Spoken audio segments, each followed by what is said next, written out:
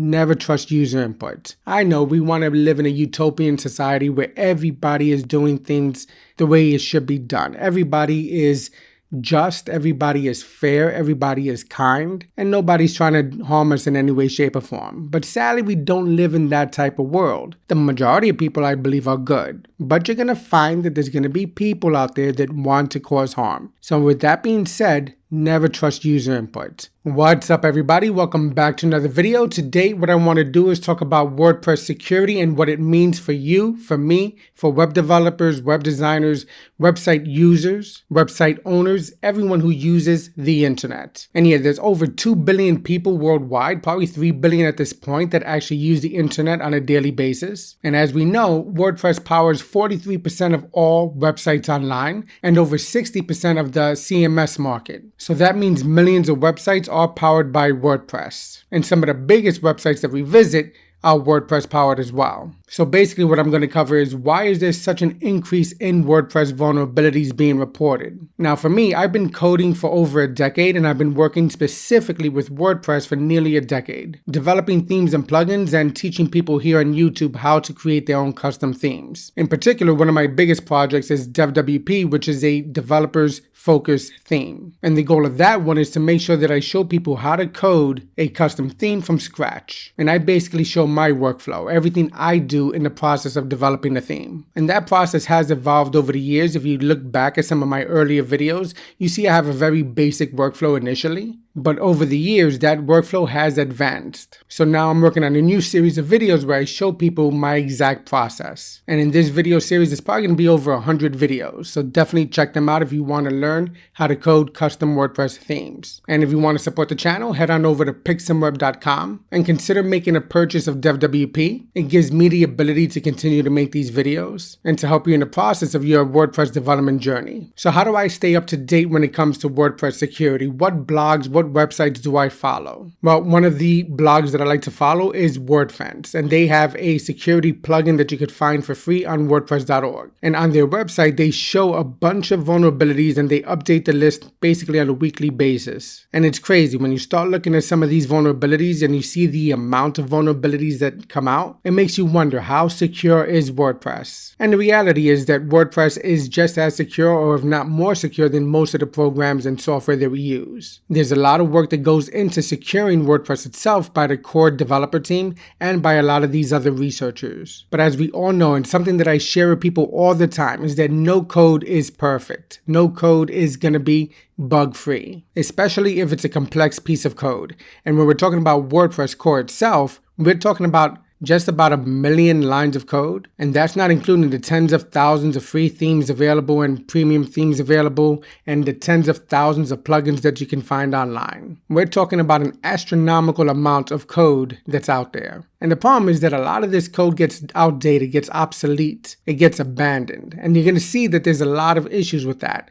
With abandoned projects, they don't get updated. Nobody adopts them. Nobody takes over the code base. But sometimes themes and plugins that haven't been updated in years still get used on websites. So I like looking at the WordFence blog, and they tell you exactly where the vulnerability is going to be at, what the patched version is, and the severity of the bug itself. And that's important to know because you want to make sure that you're taking a look at what's the most critical bugs out there. Obviously, you want to take care of as many security issues as you possibly can. But in reality, you want to focus on the critical bugs, the bugs that often don't require somebody to be logged into your site. So I get an email from WordFence probably on a weekly basis, and it gives us an outline of what is taking place in the security landscape. But beyond them, there's also Solid WP, which is formerly known as iTheme Security. And they also send an email basically on a weekly basis with different reports on different vulnerabilities, how they happen, what to do, and what's the patched version. I mean, some of the bugs that are highlighted are going to be stuff like remote code execution, cross-site scripting, unauthenticated access, privilege escalation. There's a whole bunch of them. There's a whole list. If you go to the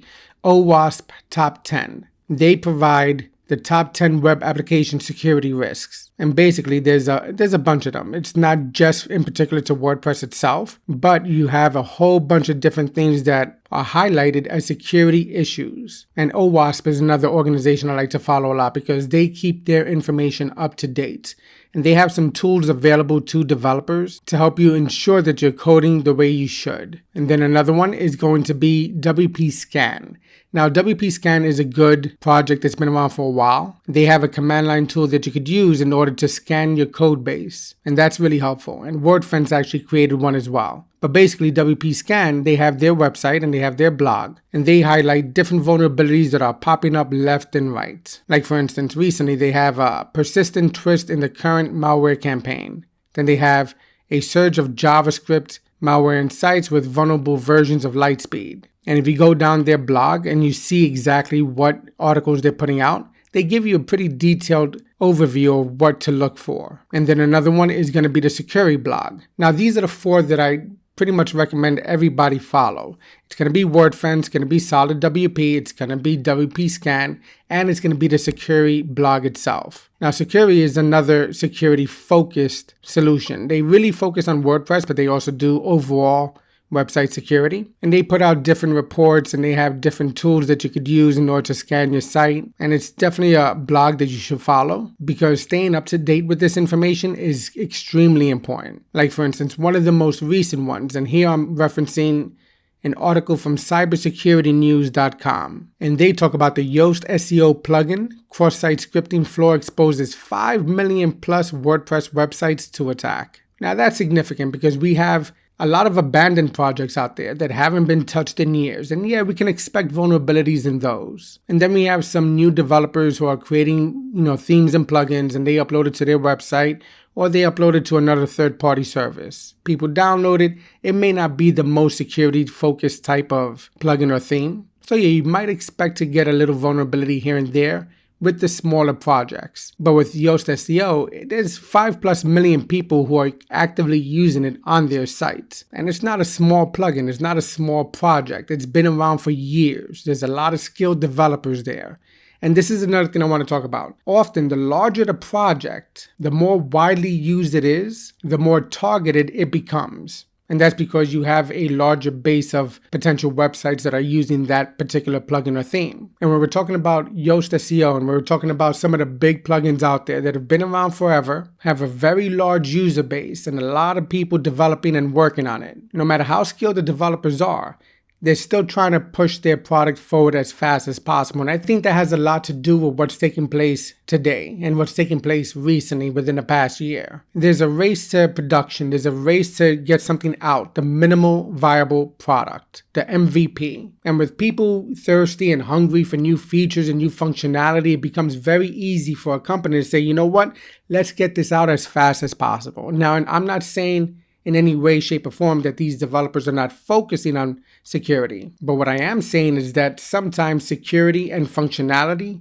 they're competing against each other. In cybersecurity, they talk about the triad in terms of usability, functionality, and security. But yeah, so there was recently a critical XSS vulnerability been discovered in this Yoast SEO plugin. And in the article, they talk about how WordFence itself gave out a bug bounty of about $563 to a researcher who discovered the flaw.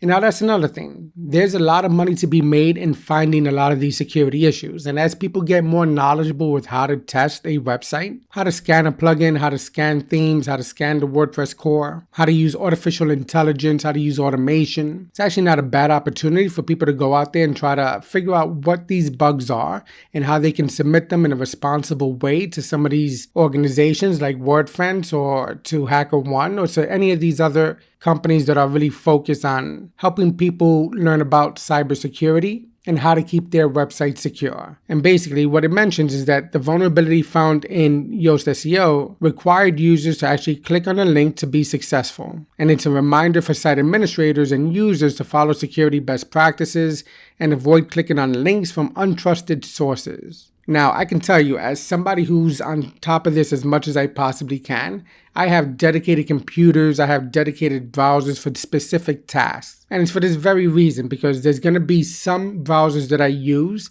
that are going to be where I log into my accounts. And then I'll use another browser if I want to start searching or researching something different. And with my email client, in particular, when I'm talking about working on my laptop, what I do is I set the default browser to open up to another privacy focused type browser, and not the one that I always log into. That way there's nothing being shared within open tabs on that particular browser. But that's just one small little security thing that you could do. It's a little trick. It's not the most advanced way to secure yourself, but it's something I like to do personally. Use different browsers for different purposes, and sometimes use different computers for different purposes. Now, as a developer, what can we do when we're developing our themes, when we're developing our plugins? What can we do to make sure that we are following best practices? And there's a couple of main areas that we should focus on, and one of them is to never trust user input.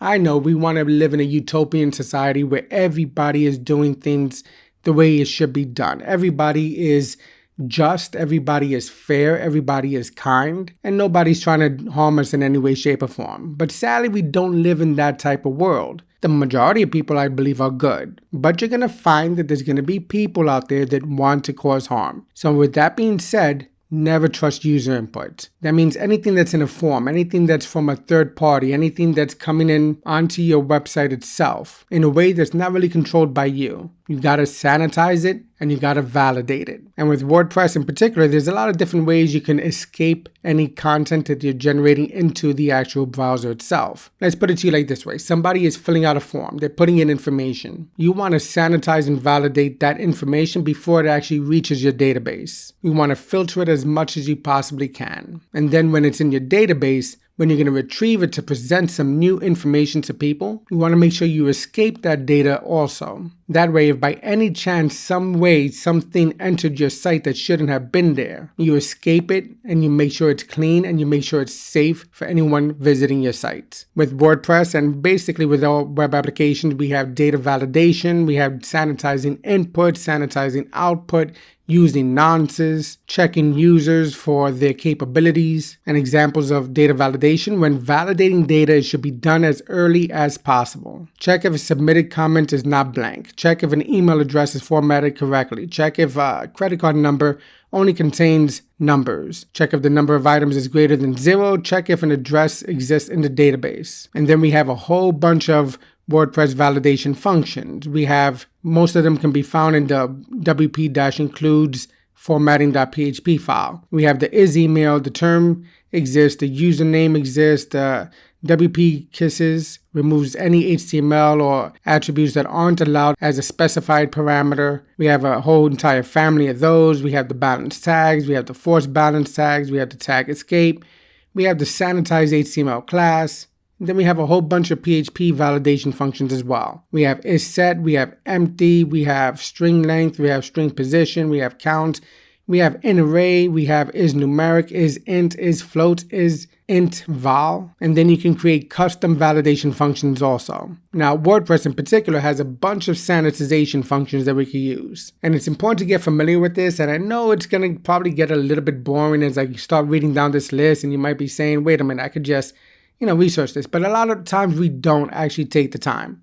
And I think it's important for people to focus on this, especially if you're developing themes and plugins. You want to focus on how can you utilize some of the already built-in security measures in WordPress. Because in another piece of information I got over here, the key findings from recent reports, plugins were responsible for about 97% of all new security vulnerabilities. Themes accounted for about 3%, and the WordPress core itself only accounted for 0.2%. And again, some of the common vulnerabilities are cross-site scripting, cross-site request forgery, broken access control, and the severities have been pretty high. So you want to get familiar with a lot of these different functions and features built into WordPress so you could utilize them while you're coding. For example, we have the sanitize email, sanitize file name, sanitize hex color no hash, sanitize HTML class, sanitize key. We have a whole bunch of sanitization type of functions already built into WordPress. So what I recommend doing is getting to know these functions individually and seeing how you can use them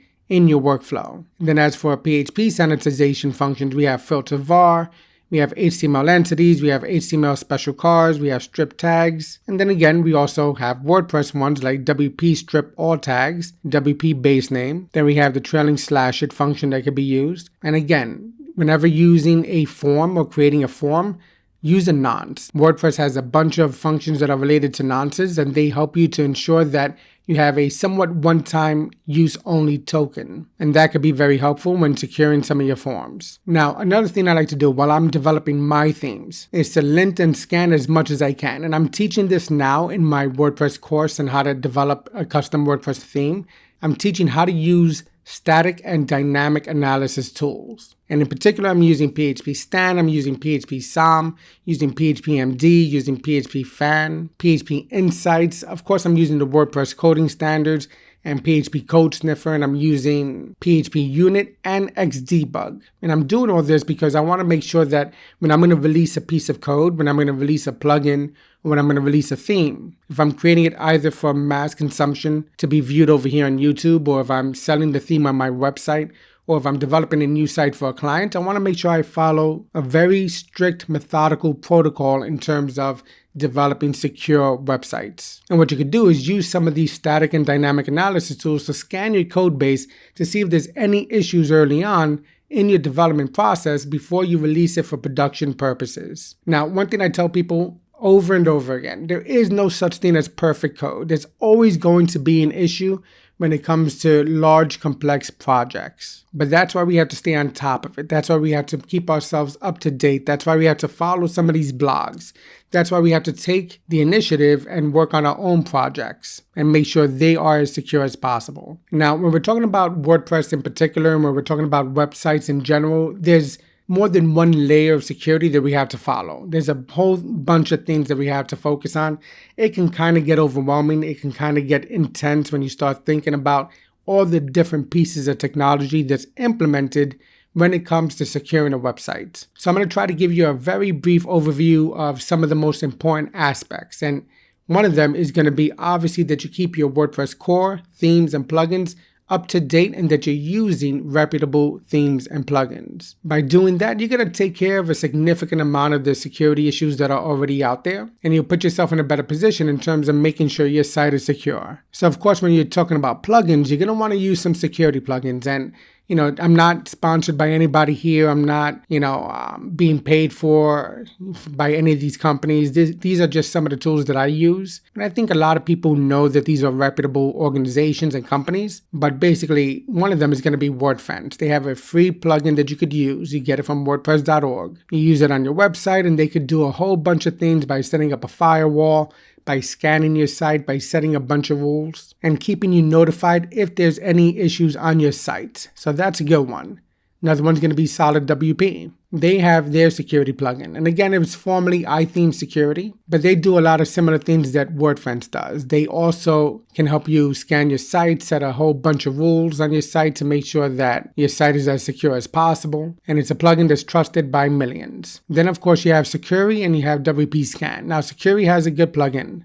WP Scan is more of an external feature, at least from the way I use it in terms of using it via the terminal and the command line. But these plugins and these tools help you to make sure that your site is secure. But beyond that, you want to also take good backups of your WordPress installation. And I mean backups of the database itself, backups of all the files and folders, all your assets, everything that's involved in your WordPress powered website. Back it up often, maybe once a week, depending on how often you blog or how often you post new content on your site itself. That will determine your backup strategy. But basically, whenever you're going to do a major update, back up your database, back up your files, and then update. So security plugins and backup plugins are going to be very important. Now, if you really want to take it a step further, you can learn how to, SSH into your WordPress installation, and you can use some MySQL commands in order to actually export your database itself. But that gets to be a little bit more advanced. And now, Based on that, I want to talk about the server because I haven't touched on this at all. And basically, every WordPress website lives in a server, and that server needs to be secured as well. You want to make sure you're running the most latest version of Linux that you can. You want to make sure your PHP version is up to date and all the packages you're using on your server are up to date as well. Another important thing is you want to make sure you're using an SSL certificate. That way, all the traffic is going to be encrypted. And then you can set up some rules in your Apache file, or you can set up some rules in your htaccess file to make sure that the way you're managing your site and managing your server is going to be secure. You're going to set up firewall rules via your htaccess file, and you can set up some firewalls on your server itself. Now, this is the thing.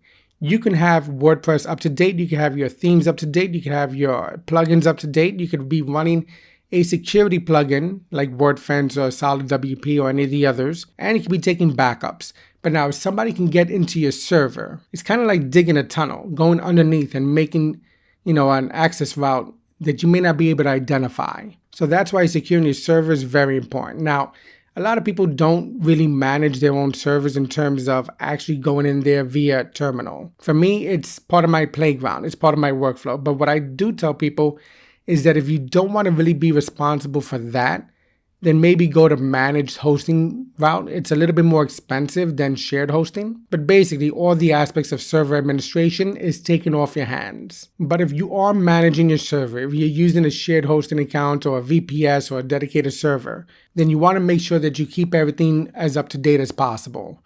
Log into your hosting account and make sure you set things up properly in terms of your domain name protection. Make sure you have good authentication. You want to make sure your username and password. Your password has to be unique, and your password should be like 100 characters long. Now that's long. That's probably not going to be realistically what you use.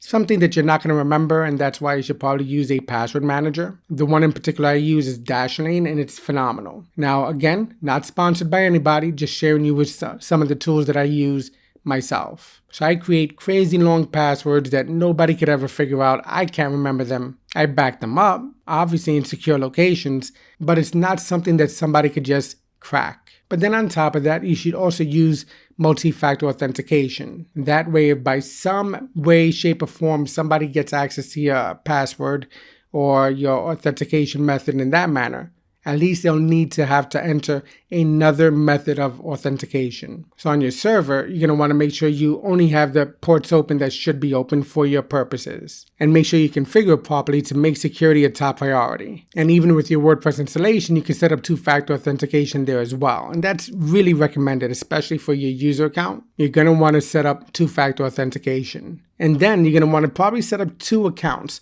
One of them as your administrator account that you actually go in there and administer your WordPress installation by keeping it up to date, running scans, backing things up, things of that nature. And then create another account for yourself with lower access that you actually use in order to create your content. That's a strategy that a lot of people like to use. And then actually to bring it back to the server, what you also want to do is make sure you're using the correct file permissions for each file and folder. That's going to be important as well because you want to make sure that certain files like your config file, your WP config file, and your htaccess file, and certain folders are going to be as secure as possible and to have more strict file permission rules. Now the thing is, we have to stay on top of all of this. It's a lot for us to keep up with, but it's something that as developers, as website owners, as website users, we have to do. I mean, we know we're living in interesting times, and it seems like these alerts and these notifications are popping up left and right. And we have a responsibility to our users, to our viewers, to people visiting our websites,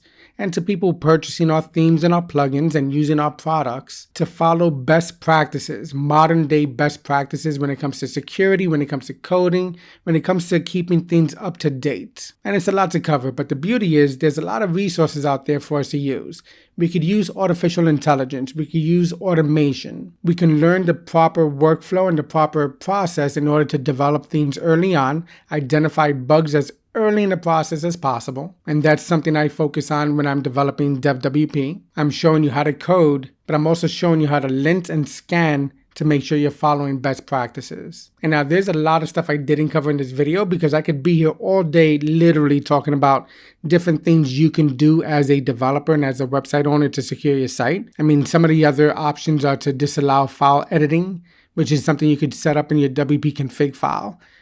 Some other things are going to be limiting the user access level in terms of different products. Like if you're selling a product on your site, let's say you're selling an ebook or a PDF or selling some type of digital content, what you want to do is make sure you layer or monitor or implement a strategy that limits who has access to that content. And there's a lot of ways to do that, but ultimately you want to make sure that the method you're implementing is a method that actually effectively and functionally limits the access in a very secure way. But again, to recap, some of the basic things you could do: keep WordPress core themes and plugins up to date. Use a security plugin. Use a backup plugin. Take regular backups as often as possible. Use a password manager in order to create very complex passwords, and use a two-factor authentication method in order to actually log into your accounts. On your computer, make sure your computer's up to date. That's another thing. If you have an issue on your computer, as a developer, we use a lot of libraries, dependencies, packages. It can be a lot of different types of tools that we use. So we want to make sure our computers are up to date. We want to make sure we're using reputable programs. And quite honestly, that's why I use multiple computers. And I'm in a position to do that. If you're not, just make sure that you try to compartmentalize as much as you possibly can. And then try to run a malware scanner, making sure that you can scan your computer for any bugs or any issues that you need to resolve as fast as possible. And again, only use software and applications from trusted sources. That's going to be a major one. And then on your network and your home network, this is another one. Like I said, we could talk about this stuff all day long. You want to make sure that your router is as secure as possible, and that you're encrypting all the data in transmission. You can even take it a step further, and you can use a VPN. Now with VPNs, you got to do your research. You want to make sure it's a reputable source. You want to make sure that the company providing it is good. One of them that I like in particular, and the one that I use, is Proton VPN. Again, not sponsored by anybody. These are just tools that I use. Proton VPN is a very good VPN, virtual private network. And that is another layer of security and encrypting your traffic. And then make sure to follow these blogs. You want to make sure to follow WordPress. You want to make sure to follow Solid WP. Follow WP Scan. Follow the Exploit Database. That's a good one. Follow OWASP, which is another good one. Stay current on the latest news from WordPress itself. They have a news feature, and they'll keep you up to date with new information as they, come out with it. And when you're coding a theme, when you're coding a plugin, use best practices. Make sure you use the built-in functions that are there to secure your code as much as possible. And of course, subscribe to this channel. And if you want to learn how to code a custom theme, then check out DevWP. I have a whole bunch of videos here on YouTube. And if you want to support the channel, go to pixumweb.com and make a purchase of DevWP itself. With it, you'll get my workflow. You get my process, what I do while developing a theme, the security measures I implement. And actually on my website, I do have an older article that I should bring up to date, but it gives code in the article that you can copy and paste, and you can use it in your htaccess file that you could use to protect your config file. You also want to make sure that you're logging any potential attacks or any potential issues that are coming into your site. And basically, it seems like WordPress security is a full-time job, but guess what? This is the world we live in. This is the world we chose, the business we chose. And if you want to be a productive member of the WordPress community and a productive member of the online community, then you want to take security and make it a priority. So to sum up, to wrap up, this has been a long video, but basically WordPress security seems like there's an issue coming out every single day, but there's power that we have. There's things that we can do. There's methods we can implement, strategies we can, utilize. And once you get started, once you get a better understanding of how to utilize some of these tools, especially while developing, it's going to get a lot easier. And trust me, there's a lot of automation that can be done. And so like I said before, if you want to learn how to develop secure WordPress themes and plugins, then definitely subscribe to the channel and support the channel by getting a copy of DevWP. So if you enjoyed the video, give it a thumbs up. Don't forget to subscribe, hit that notification icon. And as always, thanks for watching and happy coding.